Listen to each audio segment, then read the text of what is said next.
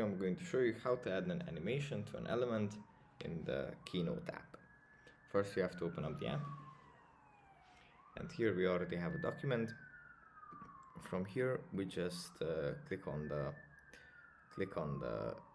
element to which we want to add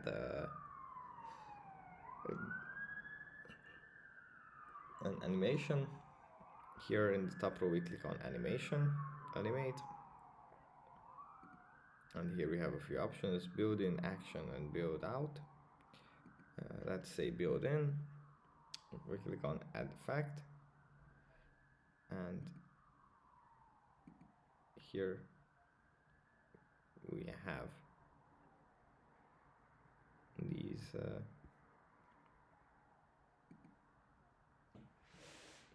these effects.